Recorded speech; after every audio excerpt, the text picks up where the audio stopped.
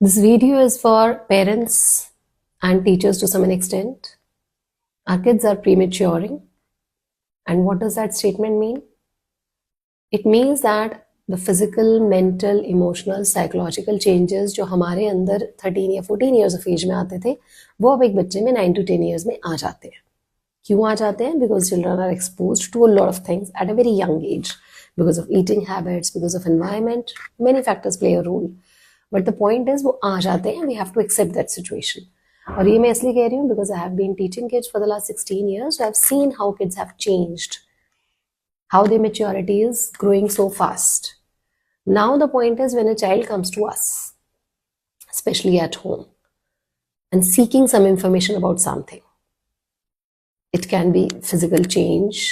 It can be difference between boys and girls. It can be very simple topics like friendships in the class. Our first response is very important. How do we respond to that child? जैसे ही आपने उसको कहा ये क्या पूछ रहे हो, ये क्यों पूछ रहे हो, तुम्हें किसने बताया, तुम्हारे मतलब की बात नहीं है, बड़े हो जाओगे तब बताएंगे, उसी टाइम बच्चे का माइंड चलना शुरू होता है कि ये मेरे लिए क्यों नहीं है. एंड बिलीव मी वो वहां रुकेगा नहीं क्योंकि उसके पास मोबाइल है. हम लोग रुकते थे क्योंकि हमारे पास कोई एक्सेस ही नहीं था इन्फॉर्मेशन का.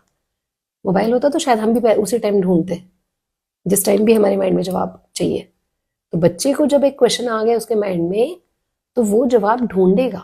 आप नहीं बताओगे तो वो अपने तरीके से फोन पे ढूंढेगा और फिर उसको जो इन्फॉर्मेशन मिलेगी वो अपनी मेंटल एबिलिटी के हिसाब से कॉम्प्रिहेंड करेगा and that will lead to confusion. So it's better के we should not have this attitude, shun attitude. Instead, equip yourself as parent, as teacher.